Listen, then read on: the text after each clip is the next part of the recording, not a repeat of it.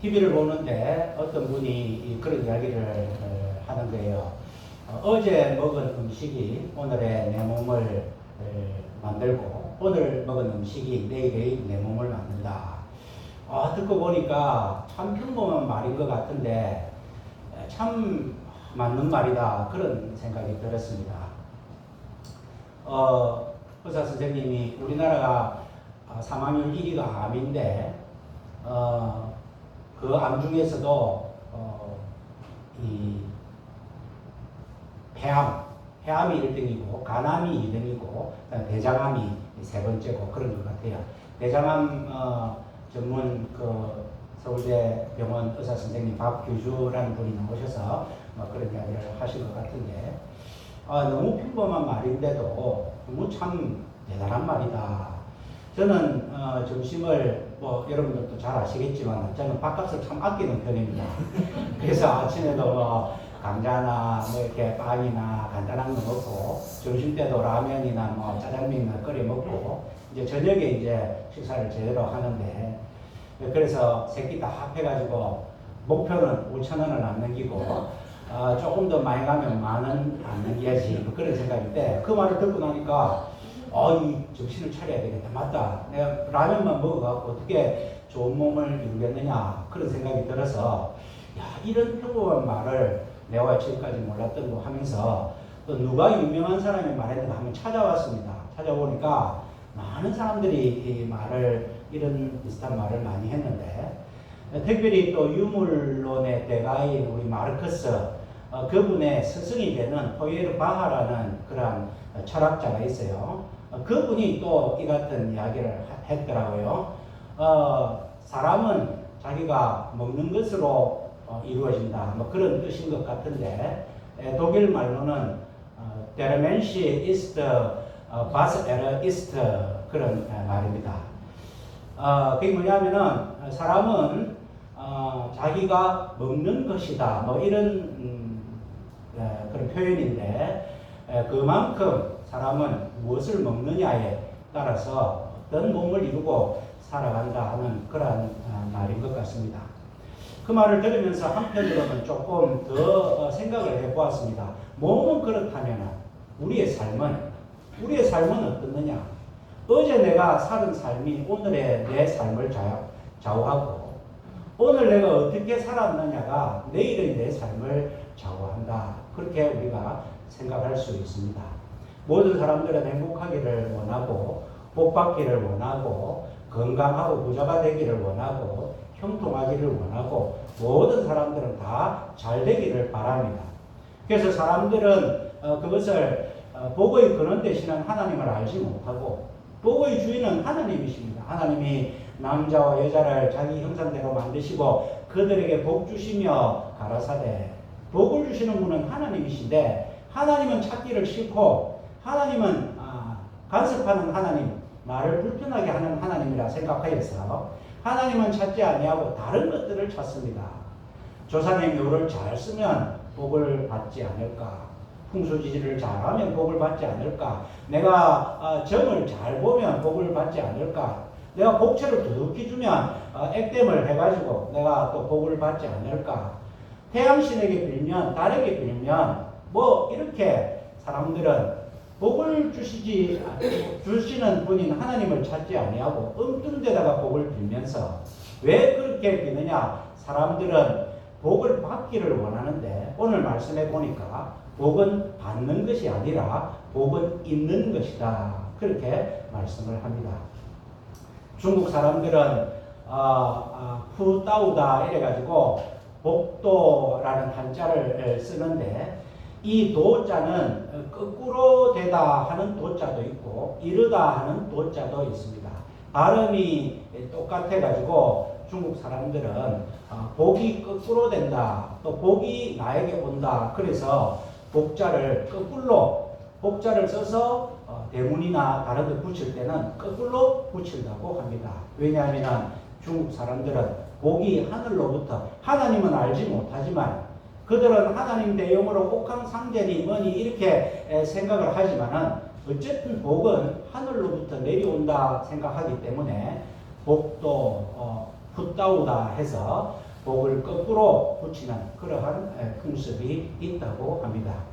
복은 사람이 찾아가면서 내가 잡는, 내가 복을 받는 그러한 것이 아니라 복은 하나님이 나에게 주셔서 나에게 머무는 복이 있는 그러한 삶을 살아야 복된 삶을 사는 것이다. 우리가 분명히 말씀을 통하여 그렇게 깨달을 수 있습니다. 오늘 본문 말씀에 보니까 여호와를 경외하며 그 계명을 즐거워하는 자는 복이 있도다. 복 받는 것이 아니라 하나님이 주신 복이 머무는데 어떤 사람들에게 누구에게 복이 있느냐? 오늘 보니까 하나님을 경외하는 자에게 복이 있다. 그렇게 하나님은 우리에게 말씀하고 계십니다. 하나님을 경외한다는 말이 무슨 말입니까? 경외라는 말이 어려운 말인데 사랑하고 존경하고 그렇지만 함부로 대하지 못하는 뭔가 근엄함 때문에 좀 두려워하고 하는 것이 하나님을 경외한다 하는 말입니다. 우리가 뭐 경외한다고 해서 두려워한다고 해서 무서워한다든지 공포심을 느낀다든지 그런 뜻이 아니라 우리가 공포심을 느끼고 무서워하면 만나고 싶지 않는데 하나님은 그런 분이 아니라 우리가 너무나 사랑하고 너무나 존경하지만 그분에게 가까이 가기가 너무 두렵고 함부로 대하기가 너무 어려운 그런 존재를 에게 우리가 취하는 태도를 경외한다. 그렇게 말씀을 합니다. 우리가 우리 주위에 어떤 참 도덕적으로 살고 사람이 어떻게 저럴 수 있노 할 정도로 참 경건하게 살고 또 학식도 풍부하고 생활도 반듯하고 또 인격적으로 훌륭하고 또 영적으로 참 깊고 아는 것이 많고 그런 분들을 대할 때 우리는 함부로 대하지 않습니다. 뭔가 그분을 대할 때 조심스럽고 또 옷을 좀 여미게 되고 말을 해도 조심스럽게 말하고 또 그분이 하는 말을 아주 경청하는 그러한 자세를 취하는 것이 우리가 그분을 어떻게 보면 경외한다는 건데 여호와를 경외한다는 것은 그렇게 그분을 대하는 것 곱하기 2 곱하기 3 곱하기 무한대 했을 때의 어떤 그런 자세 그것이 하나님을 경외한다 그렇게 말할 수 있습니다. 이사야는 하나님을 만나고 아유 큰일 났구나 화로다 나여 망하게 되었도다.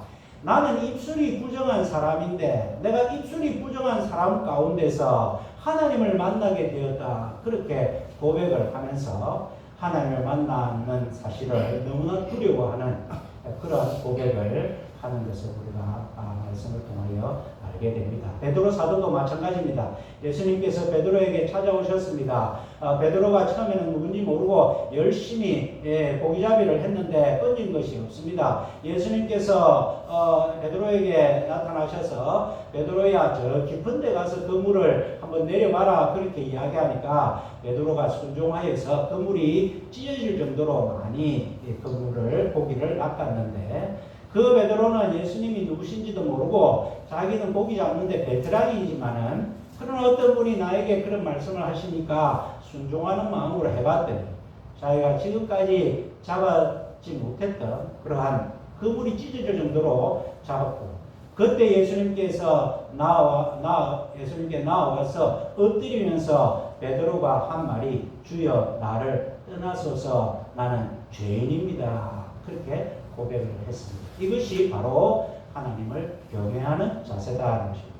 베드로가 진짜 예수님을 만나고 싶지 않아서 그 말한 것이 아니라 너무나 예수님을 만나고 싶고 예수님이 하나님의 아들이시고 지금까지 살면서 나에게 이런 은혜를 베푼 분이 없는데 그분을 너무 만나고 싶지만 내 모습을 바라보니까 너무 초라하고 죄인이고 내가 감히 이분을 만날 자격이 없는 그런 마음이 들기 때문에 주여 나를 떠나소서 나는 죄인입니다 하는 그러한 경외의 고백을 한 것을 우리가 알게 됩니다.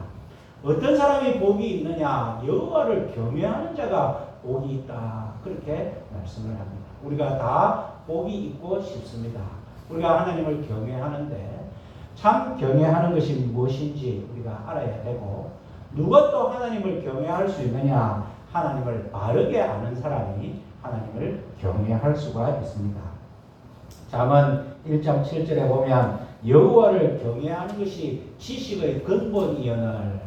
우리가 지식을 갖고 지혜를 갖는 근본이 무엇이냐? 그 지식과 지혜를 주는 하나님을 경외하는 것이고, 하나님을 경외하는 것이 어디에서 출발하느냐? 하나님을 바르게 아는 데서, 지식의 근본인 하나님을 바르게 아는 데서 출발하기 때문에 우리가 하나님을 경외하는 복 있는 사람이 되기 위해서는 하나님을 바르게 알아야 된다 하는 말씀입니다.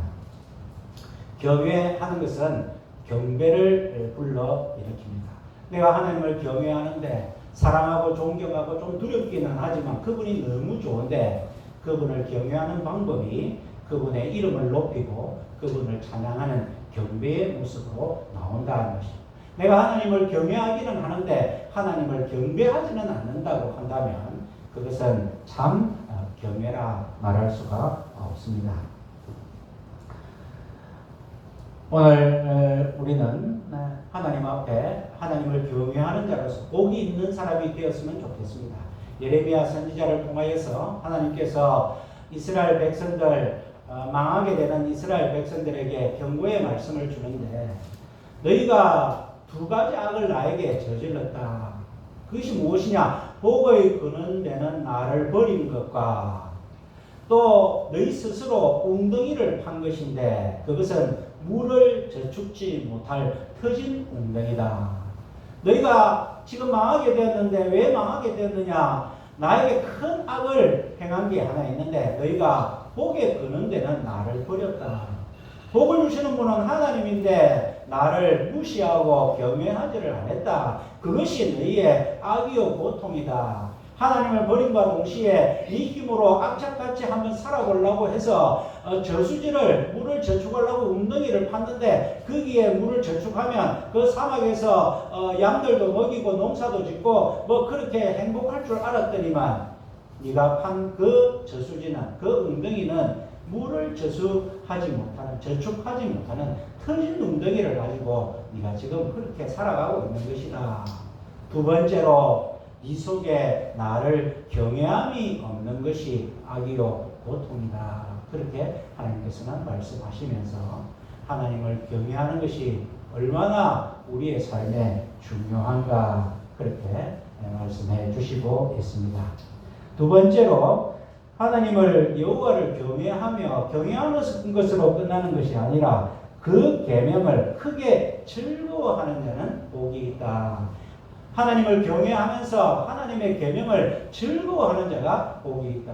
오늘 하나님께서는 그 계명을 잘 지키는 자가 복이 있다. 그렇게 말씀하시지 아니했습니다. 하나님은 우리가 하나님의 계명을 다 지킬 수 없는 연약한 존재임을 잘 알고 있습니다. 바리새인들은 율법을 600몇 가지로 만들어서 이것을 지키지 않으면 하나님 앞에 벌을 받을까 심판을 받을까 두려워하면서 바리새인들과 율법학자들은 억지로 두려운 마음으로 계명을 지켰는데 그것은 하나님이 원하시는 그러한 계명의 자세가 아니다 것입니다. 우리의 의지로 아무리 노력해도 하나님의 말씀 계명을 다 지킬 수가 없습니다. 하나님은 우리에게 계명을 다 지키는 것을 원하시는 것이 아니라 물론 우리가 지키려고 노력해야 되지만 그 근본에는 우리가 하나님의 계명을 사랑하기를 원하고 즐거워하기를 원한다 하는 그러한 말씀을 우리에게 주십니다. 아담은 하나님의 말씀이 부담스러웠습니다. 그래서 하나님 없이 한번 살아보고 싶었습니다. 하나님만 없으면 선악을 우리가 판단할 수 있다면 얼마나 자유로운 삶을 살 수 있을까. 그래서 하나님을 떠나버렸습니다. 그 순간 아담과 하와는 그 삶이 기쁨이 없는 삶일 뿐만 아니라 죽음을 맞이하는 그러한 삶을 살게 되었고 그 삶은 하나님이 없는 복이 없는 그러한 삶을 살게 되었다는 것입니다. 하나님은 하나님의 계명을 즐거워하는 자를 찾으십니다. 시편 1장에 보면은 복 있는 사람은 이렇게 말씀이 나옵니다. 복 있는 사람은 악인의 꾀를 쫓지 아니하고 죄인의 길에 서지 아니하고 오만한 자의 자리에 앉지 않고 오직 여호와의 말씀을 즐거워하며 그 말씀대로 묵상하는 자로다. 복 있는 사람은 어떤 사람이냐? 하나님의 말씀을 즐거워하는 자다. 우리가 하나님께 나와서 말씀을 듣는 것이 사모하는 마음으로 나와야 됩니다. 너무 기쁩니다. 세상의 그 어떤 말보다 하나님의 말씀을 들으니 내 속에서 아주 기쁨이 샘솟습니다. 내 상황은 달라진 것이 없는데, 나를 힘들게 하는 사람들은 변함이 없는데, 내 모든 환경과 조건은 변함이 없는데, 그런데 나는 내 마음에 전에 느끼지 못하는 기쁨과 즐거움이 샘솟는다는 것입니다. 왜냐하면 하나님 앞에 내가 어떤 존재인지를 깨닫게 되고 나를 사랑하시는 하나님을 만나기 때문에 이 세상이 주는 기쁨과 비교할 수 없는 하나님이 주신 즐거움을 맛보게 되는데, 그것을 계명을 사랑하는 사람들이 누릴 수 있는 즐거움이다. 우리 예수님께서도 너희가 내 안에 거하고 내 말이 너희 안에 거하면 무엇이든지 구하라 그대로 이루겠다 하나님께서 말씀해 주셨습니다. 하나님은, 예수님은 말씀으로 우리 가운데 임하기를 원합니다. 그 말씀을 우리가 억지로 그 말씀대로 살지 않으면 하나님께 벌을 받고 하나님 심판대 앞에 설 것이 두려워서 지킬 것이 아니라, 심판대는 모르겠고 벌은 모르겠고 그저 하나님의 계명을 즐거워하여 하나님의 말씀을 들으면 나는 기분이 좋고 기쁘고 내 속에서 알 수 없는 그러한 생명이 솟아나는 것 같으니까 나는 하나님의 계명을 찾는다.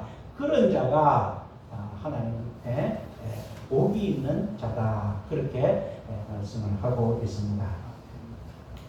사람들은 그 사람을 좋아하면 그 사람의 말을 놓치려고 안 합니다. 사랑하는 사람이 말하면 그때 무슨 말을 했는지 다 귀담아 듣고 다 기억을 합니다. 우리 세계에서 투자의 귀재라는 워렌 버핏이라는 회장이 있습니다. 몇 년 전에 뉴스가 나왔는데 이분하고 한번 점심 식사를 하는 것을 경매에 올렸더니만 그 경매 가격이 얼마냐? 1,900만 불이었다. 우리나라 돈으로 하면 246억 원이다. 그분하고 점심 한 끼 먹는데 한 2-3시간 점심 먹겠죠. 246억을 경매가 당첨이 되어서 그렇게 했다는 것입니다. 왜 그렇게 당첨을 그렇게 전부 경매를 합니까? 길을 쓰고 그분하고 점심을 먹고 싶습니까? 그분의 말을 들으면 246억보다 더한 돈을 벌기 때문입니다. 그분하고 2-3시간 이야기하면서 한마디도 놓치겠습니까? 한마디도 놓치지 않습니다. 그분이 언제 무슨 말을 하는지 귀담아 듣습니다.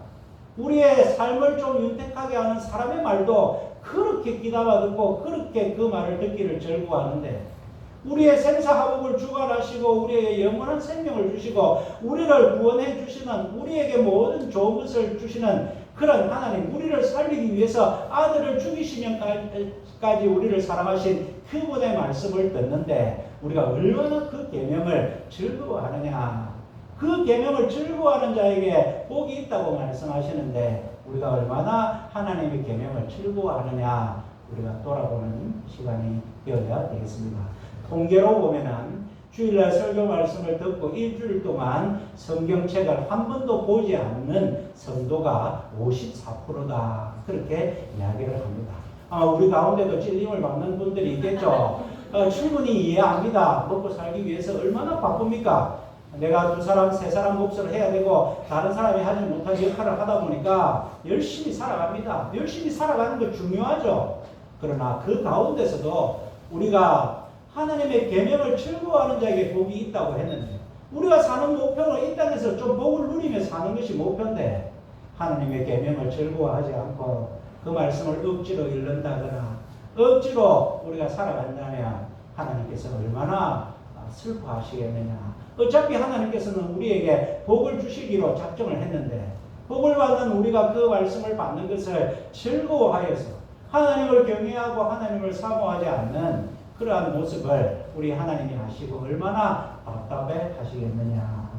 오늘 말씀은 우리가 복이 있는 자가 되어야 되겠는가, 그리고 오늘 우리가 어떻게 사느냐에 따라서 내일의 삶이 결정이 되고 어제 우리가 어떻게 살았느냐가 오늘의 삶을 결정이 되는데, 내가 하나님 앞에 진짜 복을 주시는 하나님이 무엇을 기뻐하는지 알지 못하고 살았던 어리석은 삶들을 하나님 앞에 회개하고 이 말씀을 듣는 이 순간부터라도 내가 하나님을 경외하고 하나님의 그 계명을 즐거워하면 나에게 복이 있다고 했는데 내가 복을 따라가면서 복을 받아야 된다고 생각하고 내 손으로 악착같이 뭔가 받아야 손에 쥐어야 행복하다고 생각했는데 복이 있다고 생각했는데 그것이 아니고 복은 하나님이 주셔서 내가 복을 따르지 않더라도 내게 복이 임하도록 해주시는 것이 참 복을 누리는 삶이라는 것을 이 말씀을 통하여 우리가 함께 깨닫기를 원합니다.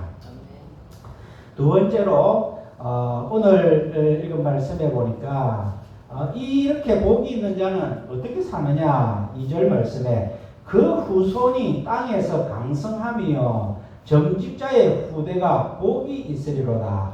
부요와 재물이 그 집에 있으며 그 의가 영원히 있으리로다.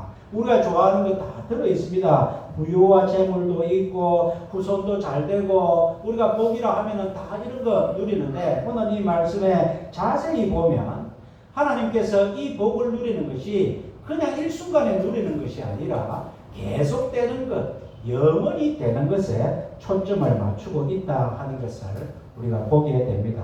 그 후손이 땅에서 강성하며 후손이라고 하면 내 아들, 딸들만 잘 되는 것이 아니라 그 밑에 쭉 내려가는 것이 후손이고 그 후손이 잘 된다 하는 것은 영원성을 감안하고 있습니다. 또 부요와 재물이 그 집에 있는데 그냥 한순간에만 있는 것이 아니라 내 당대에만 있는 것이 아니라 그 의가 영원히 있으리로다. 하나님은 영원하신 분이기 때문에 우리에게 복을 주더라도 우리가 생각하는 이 땅에서 잠깐 누리는 돈이라든가 물질이라든가 건강이라든가 내 후손, 내 아들, 딸이 잘 먹고 잘 사는 것이 아니라 자자손손 대대로 하나님의 영광이 임하는 그러한 복을 주시겠다. 그렇게 말씀을 하고 계시다는 것입니다. 얼마 전에 안타까운 소식으로 인천 송도에서 아버지가 자식을 권총으로 죽이는 사건이 있었습니다. 자기 생일에 축하해 주러는 온 그 아들 내외에 있는데 거기에 자기가 만든 총으로 아들을 죽였는데 죽인 이유가 무엇이냐? 자기 부인, 이혼한 자기 부인이 돈을 잘 버는데 약손 명강가 하는 피부 관리하는 그런 회사인 것 같은데 돈이 잘 버는데 자기한테는 돈을 많이 주지 않는다. 자기가 해서 인구를 해서 자기 부인에게 복수를 하는 것이 무엇이냐. 이 부인은 어디 가서나 인터뷰에도 그런 게 있더라고요. 내 소원은 내 아들이 잘 되는 것이다. 내 자식이 잘 되는 것이 내 유일한 소원이다. 그런 이야기를 많이 했더라고요. 그러니까 이분이 복수를 해야겠고 미워해서 해를 끼쳐야 되겠는데 어떤 해를 저 사람에게 치명적으로 끼쳐야 되느냐. 평생에 제일 소원이 아들밖에 모르는데 저 아들을 죽이면 괴로워하겠지. 그렇게 해서 죽였다는 안타까운 소식을 전하고 이것이 인간의 삶의 참 모습이다. 그런 생각이 듭니다. 그 엄마 입장에서는 아들이 잘 되기를 얼마나 바랐겠습니까? 우리 모든 소원도 자식이 잘 되기를 바랍니다. 그러나 그렇게 자기의 소원 때문에 오히려 아들을 잃어버리는 그런 아픔을 당하는 현실이 이 땅에서 일어나는 현실인데 하나님께서는 우리의 아들, 딸이 잘 되는 것을 원하는 것이 아니라 그 후손이 복이 있고 그 후손의 의가 영영이 있기를 하나님은 원하시는 것인데 그것이 하나님이 주시는 복이 있는 사람들의 삶이다 하는 것입니다. 세 번째로 하나님을 경외하고 하나님의 계명을 즐거워하는 자, 복이 있는 자의 특징이 무엇이냐? 4절, 5절 말씀입니다. 두 가지 특징이 있는데 하나는 내적 특징에 정직한 삶이다. 정직한 자가 복이 있다. 정직한 자가 정직한 자에게는 흑암 중에 빛이 일어나나니 그는 어질고 자비롭고 의로운 자로다. 하나님께 복을 받은 복이 있는 자의 특징 중에 내적인 특징이 정직하다는 것입니다. 이것은 다른 사람들에게 거짓말을 하지 않는다 하는 뜻이 아니라 하나님 앞에 내 자신을 철저하게 실존적으로 솔직하게 드러내고 하나님과의 관계를 유지하는 것, 이것이 정직한 자다. 하나님께서 그렇게 말씀을 하십니다. 그런 자에게는 흑암 중에 빛이 일어나나니 삶이 깜깜하고 무엇을 어떻게 해야 될지 모르는데 하나님께서 밝은 한 줄기 빛을 비추어서 그의 삶을 걸어가게 하시겠다 하는 그러한 말씀입니다. 또 두 번째로 외적 특징은 뭐냐? 은혜를 베풀며 뿌이는 자다. 하나님께 은혜를 받은 자는 하나님과의 관계가 잘 되어 있으면 자기가 받은 것으로 끝나지 아니하고 하나님께 받은 은혜를 베푸는 자가 하나님께 복을 받은 사람의 외적 특징이다. 이런 자의 삶은 어떻느냐? 5절 말씀에 한마디로 그러한 자는 잘 되나니. 잘 되다는 것이 포괄적인 말입니다. 얼마나 참 우리에게 위로가 되는 말씀인지 모릅니다. 우리의 소원을 다 한마디로 묶으면 잘 되기를 바라는 것입니다. 어떤 자가 잘 되느냐? 하나님의 복이 있는 자, 그리고 그 복의 모습이 바깥으로 다른 사람에게 은혜를 베풀며 뿌이는 자는 잘 되나니. 내가 복을 받았다 해서 그 복을 움켜잡고 사는 자가 아니라 하나님께서 주시는 복을 흘려보내는 삶을 살아야지, 내가 나를 기쁘게 하는 것이 나의 행복이 아니라 나를 통하여 다른 사람을 기쁘게 하는 것이 나의 행복이다 라고 생각하는 자가 잘 되나니. 그러면서 그에 대한 이야기가 뒤에 계속 나오고 있습니다. 제가 영영이 요동치 아니하며 의인은 영원히 기념하게 되리로다. 이사야서 49장에 보면 하나님께서 내가 너를 내 손바닥에 새겼다 그렇게 말씀을 합니다. 우리가 하나님의 기념책에 우리를 기록했다 그런 말씀도 있지만 더 구체적으로 우리가 메모할 것이 없고 꼭 어떻게 기억해야 될 때는 손바닥에 적습니다. 그렇게 손바닥에 적을 때는 내가 움직일 때마다 볼 수 있는데 하나님께서 우리를 기념하시는데 기억하시려고 너희를 내 손바닥에 새겼다. 영영히 기념하고 싶다. 어떤 자를 내가 영영히 기념하느냐? 내가 준 복이 머물러 있고 그 복을 가지고 정직히 행하며 다른 사람에게 은혜를 베푸는 그러한 삶을 사는 자에게 내가 잘 되기도 할 거고 영원히 기념하겠다. 하나님께서 그렇게 말씀을 합니다.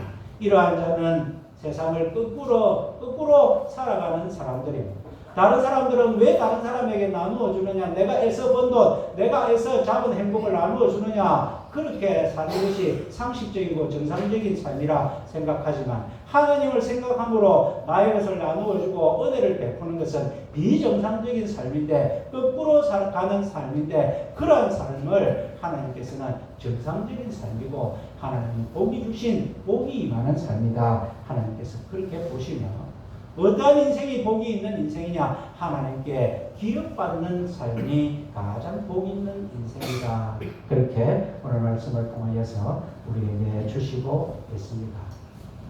말씀을 맺겠습니다. 우리 모두도 복을 받고 싶습니다. 그러나 복은 받는 것이 아니라 복은 임하는 것이다 하였습니다. 그 복은 하나님이 우리에게 주셔야 우리에게 임할 수 있는 복입니다. 우리가 악착같이 우리 손으로 터진 웅덩이를 부여잡고 내 손으로 복을 쫓아갈 것이 아니라 하나님을 경외하고 하나님의 계명을 즐거워하는 삶을 살 때에 하나님께서 우리에게 복이 있게 하시고 복이 있는 사람은 어쩔 수 없이 하나님 앞에 정직한 삶, 은혜를 베풀며 나누어 주는 삶을 살 수밖에 없는데 우리가 베풀고 정직하고 은혜를 나누어 주는 그런 삶을 애써 살려고 하지 않아도 우리가 하나님을 경외하고 하나님의 계명을 사모하기만 하면 우리 속에 찾아오신 성령님께서 우리 속에 머물고 있는 복대로 우리의 모든 삶들을 기쁨으로 살게 해주시는 줄 우리가 깨닫고 참 복을 누리며 살아가는 저와 여러분들의 삶이 되시기를 주님의 이름으로 축원드립니다. 아멘. 사랑과 은혜의 하나님 아버지, 우리에게 복이 임하여야 우리가 복을 누리며 사는데 그 복은 하나님을 경외하며 그 계명을 즐거워하는 자에게 임한다고 말씀해 주셨습니다. 하나님을 경외하고 하나님을 즐거워하면서 사는 예배의 생활화를 우리가 누리게 하시고, 또 하나님께서 주신 그 은혜를 베풀고 정직하게 사는 생활의 예배화로 살아가면서 우리가 하나님이 주시는 참 복을 누리며 기쁨과 즐거움과 행복과 평강으로 살아가는 우리 모든 믿음의 식구들 삶들이 되게 하여 주시옵소서. 하나님 아버지, 이 지구는 점점 온난화되어 가고 여러 가지 각종 재화가 일어나며 세상이 점점 경쟁적이 되어서 살기가 점점 어려워지고 있는 이 가운데 있습니다마는, 하나님, 우리는 하나님을 경외하고 하나님의 말씀을 사모하는 삶을 살기로 작정하였사오니 하나님께 찾아온 우리들을 하나님의 손바닥에 기념하게 해 주시며 날마다 우리에게 하나님의 은혜와 복을 부어주시는 놀라운 기쁨의 삶을 살아가는 저희들 다 되게 하여 주시옵소서. 예수님 이름으로 기도하옵나이다.